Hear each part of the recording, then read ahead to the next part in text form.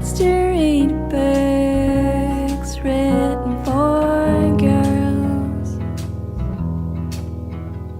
He prides himself on being a man of the world.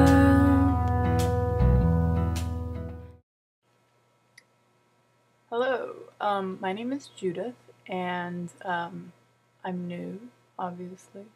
I'm 25, I'm from Baltimore, I live in Baltimore, and I like to read. And so thank you to Amanda and Taylor and Padfoot for allowing me to join you in the 50 books adventure. I did the 50 books in 2007, 7, 8, 9. I failed in 2007, I got 50 in 2008, and then in 2009 I just read as many books as I can, and I ended up with 100. So you can see all the books that I read before at Booksmart, that's one word, Booksmart at .wordpress.com, and I might do some text reviews still there, but I'm going to try to do video blogging here. So let's see, what have I read so far? I've read 7 books. The first one's kind of dirty, so I'm not going to talk about it. Family friendly, people. So book 2 was called A Pig in Provence. Can't remember the name of the author, but you can Google. And I mean, it was French travel book. It was pretty much like every French travel book. People go to a farm. They try to grow. What do they try to grow? Goats? No, you can't grow goats. They raise goats. You know, I mean, it's fun if you like France and food and stuff. Though I would recommend Peter Mayle if you like that kind of stuff more. Then the next book I read, I would really, really, really recommend. It's called Conquest by Andrea Smith. And I'm really into like feminist books, queer books, human rights, that sort of thing. Conquest is about Native American women, indigenous women generally, but especially in the US, Canada, some in Mexico.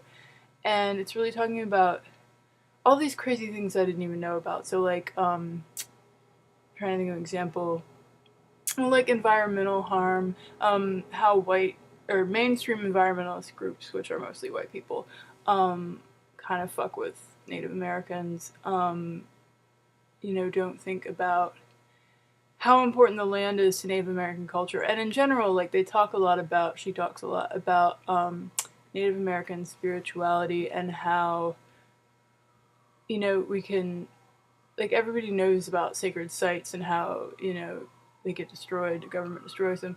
But what people don't understand is that when you destroy a site, that's lost. That part of the religion is lost. They can't just practice it somewhere else.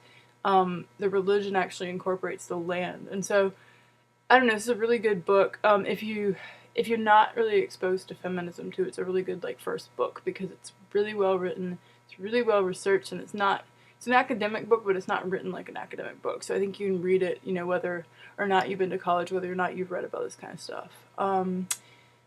Then I read The Curious Incident of the Dog in the Nighttime by Mark Haddon, which is kind of cool. You know, I'm trying to read the popular books that I missed, and this is one of those.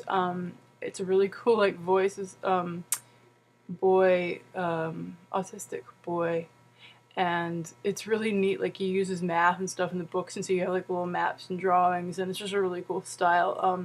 It's kind of a fun book, sad but a fun book. Then I read I'm Just Here for the Food by Alton Brown, which is kind of a cookbook, but it's not really because it's about science. You know, if you've ever seen Good Eats, it's kind of like that. It's just his whole like approach. And I don't eat meat, so it kind of wasn't the best book for me, but if you do, it'll change the way you cook. Then I read A Pedant in the Kitchen, so more on the food theme. That's by Julian Barnes, and you know, it was decent. It's like a really short book about cooking. You can read it in like 3 hours. And then still on the same theme, What Einstein Told His Cook to, by Robert K. Volka. I don't know if that's German or not. Volko, Wolk, something like that. and it's just it's just a science book. I read it on the train. I mean, food science again. It wasn't that great. Kind of not interesting tips. What I'm reading now is Merde Actually, which I think was a bestseller in the UK. I don't know if it was ever published in the US, but I got it when I was living in Ireland, and I haven't read it in 4 years.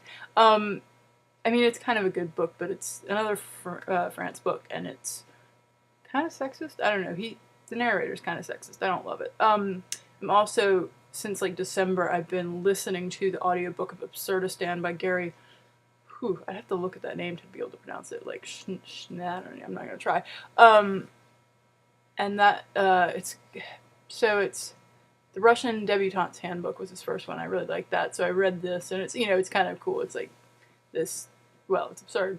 You just have to read it. So that's my quick catch-up video blog for January through March, and I'll be back when I read some more.